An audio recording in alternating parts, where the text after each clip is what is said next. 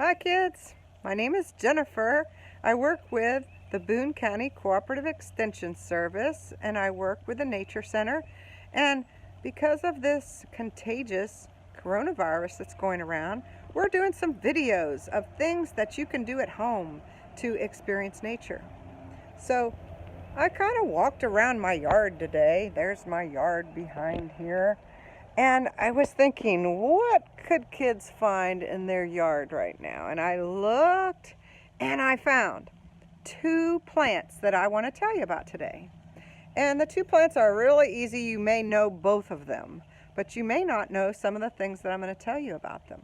So the two plants that I'm going to talk to you about today one is the dandelion, and the other one is a violet. Both of these are blooming right now in your yard. And there's a lot of interesting things about these two plants.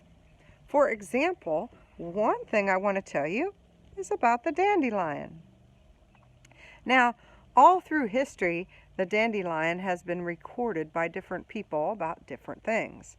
And the first people that recorded things about the dandelion were the Persians, and then the ancient Greeks. And then the first time it showed up in print about the dandelion is the Arabian physicians or doctors. In their journals, they had things about dandelions in them. You see, dandelions are not native to our country here, our continent of North America, or our country, the United States. They are really invaders, or we call them invasive species that have been brought here by people. So one of the things I want to show you about dandelion is about the leaves.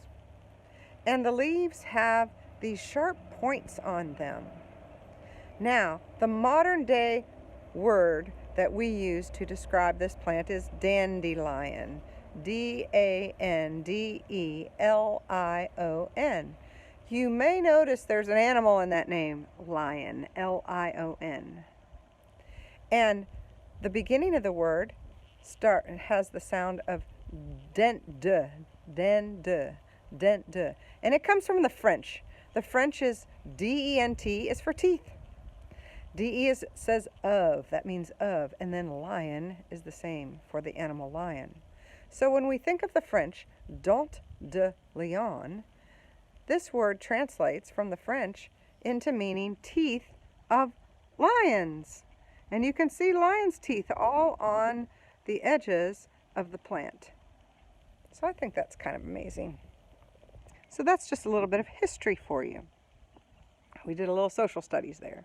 So in Europe and in the Americas, this is pretty funny, that people in the 19th century, that would be from 1800 to 1900, they grew dandelions in pots as herbs. And herbs are something that people use to try and cure themselves. We call a person that is using plants to cure themselves an herbalist. Much different than today's doctors who are very educated. But some herbalists have been able to take different plants and make them into medicines that help people. I don't recommend it because sometimes you don't know. It's kind of experimenting and that could be dangerous. But I want to tell you a little bit about what dandelions were used for as far as medicine. It's kind of weird that the juice of the dandelion was actually used for diabetes.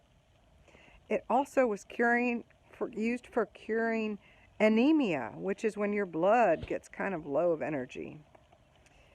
They also used it to stimulate somebody's appetite, to make them eat. If they didn't want to eat, they used some part of the dandelion to get them to want to eat more. Now, a culinary use of dandelion, culinary means that we're going to eat it or drink it, but another use of eating dandelion can be in the flower and in the leaf. The leaves actually have more good vitamins in them than spinach, and they can be used in salads. They're kind of bitter though. The flower, as pretty as it is, can be chopped up and put into butter to make butter look even more yellow. So those are some of the culinary uses. Some people used the roots for a lot of things. They used the roots as a substitute for coffee. They could boil the roots and make coffee. And sometimes they even added the dried roots as something that made hot chocolate taste better. I can't imagine that because I love hot chocolate. But I can't imagine a dandelion making it any better. But that's one of the historical uses. Now, as far as if you were to use the color of the flowers, the yellow flowers used to be used as a dye for dyeing wool, the fur from a sheep, to make it that bright yellow color. So that's kind of a neat use of dandelions. Now, most of the time, dandelions are just considered a weed in the yard, okay? You might be able to see some growing out there in my yard behind me.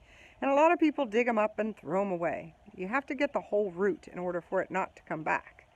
You can't just pick the flower and the leaves. You have to get that whole big, long tap root. And if you dig up a dandelion, the root goes way down in the ground. They're very difficult to get out. And as far as them making their seeds, we all have taken a dandelion that has turned into a puffball and blown it and let the wind take all the seeds, and that's how we get lots of dandelions in our yard.